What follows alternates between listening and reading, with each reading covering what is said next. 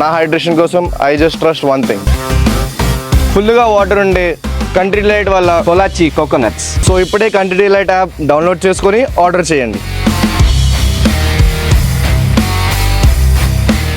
పహల్గాం దాడికి ప్రతీకారంగా భారత్ పాక్లోని ఉగ్రవాద స్థావరాలపై చేస్తోన్న ఈ దాడికి, ఈ ఆపరేషన్ సింధూర్గా నామకరణం చేశారు సార్. ఏంటి సార్ సింధూర్ ప్రత్యేకత ఏంటి, ఎందుకు ఈ పేరు పెట్టాల్సి వచ్చింది? అంటే ప్రతి పేరులో కూడా ఒక సింబాలిజం ఉంటుంది. ఇందులో ఇప్పుడు అంతకుముందు ఆపరేషన్ పరాక్రమ్ అని ఇలా రకరకాల పేర్లు పెట్టాం. ఇప్పుడు పాకిస్తాన్ వాడు గోరీ, గజనవి అని ఎందుకు పేర్లు పెట్టారు? ఇండియా పైన దురాక్రమణ చేసిన మధ్యయుగాల దుర్మార్గుల పేర్లు పెట్టుకున్నారు కదా చాలా గొప్పగా.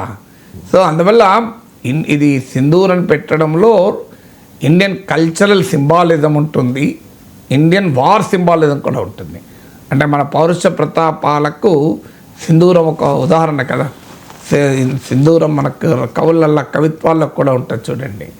సో సింధూరం అనేది పౌరుష ప్రతాపాలకు, యుద్ధభూమికి వెళ్తున్న వారికి, ఈవెన్ ఇంట్లో భార్య, తల్లి కూడా సింధూరంతో తిలకం దిద్ది పంపిస్తారు.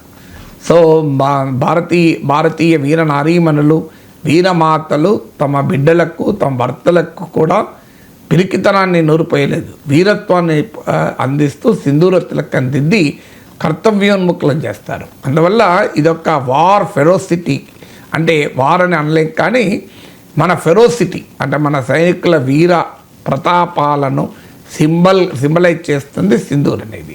రెండవది ఏంటంటే ఇది కల్చరల్ సింబల్. మీకు ఇక్కడ జరిగిన దాడిలో మీరు పురుషుల్ని అటాక్ చేశారు, ప్రత్యేకంగా ఒక కపుల్ను కూడా అటాక్ చేశారు, హనీమూన్ కపుల్ను.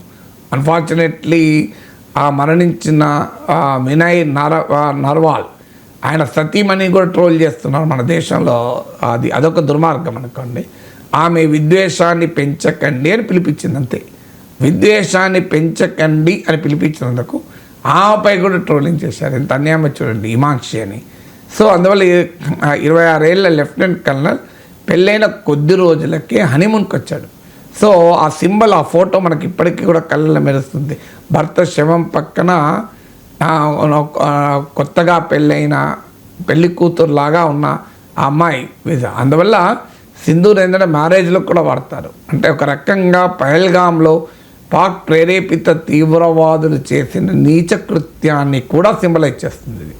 సో అందువల్ల మీరు ఎలాంటి పని చేశారు చూడండి, మీరు ఏ రక్తాన్ని చిందించారు, ఎవరిపైన దాడి చేశారు, మీ అమానుష చర్యకు పరాకాష్ఠ ఏంది అనే దానికి కూడా సింబలైజ్ చేస్తుంది. అందువల్ల ఇట్స్ బోత్ కల్చరల్ సింబాలిజం, అదే సమయంలో హీరోయిజానికి కూడా సింబాలిజం. అంటే భారతీయ సాంస్కృతిక సింబల్స్ మనకు అందులో కనబడతాయి. అందువల్ల పేర్లో ఏముంది అని అంటాం, పేర్లో కూడా ఏం చేయాలి, మన కర్తవ్యం ఏంటి, లక్ష్యం ఏంటి అనేది కూడా రిఫ్లెక్ట్ అవుతుంది కదా. India strength, yes we will attack, we will respond with strength అన్నాం మనం.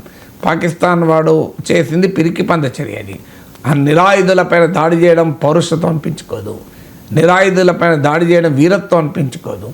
అందువల్ల నిరాయుధులను వరుస నిలబెట్టి వాళ్ళ మతం పేరు అడిగి వారు ముస్లిమేతరులను నిర్ధారించుకొని అటాక్ చేయడం అదేమన్నా గొప్పతనమా? అదేమన్నా మిలిటెన్సీ అవుతుందా? అదేమన్నా పౌరుషం అన్నవాడు ఎవడూ చేయడు. సో పౌరుషం అది పిరికి పంద చర్య. అరే పాకిస్తాన్కు మనం ఒక మెసేజ్ ఇవ్వడం, నువ్వు పిరికితనంతో బిహేవ్ చేస్తే మేము వీరత్వంతో స్పందిస్తాం, నీది యాక్ట్ ఆఫ్ కోవర్డీస్ అయితే మాది యాక్ట్ ఆఫ్ వాలర్ అని చెప్పడం కూడా ఈ పేరులో ఒక సందేశం.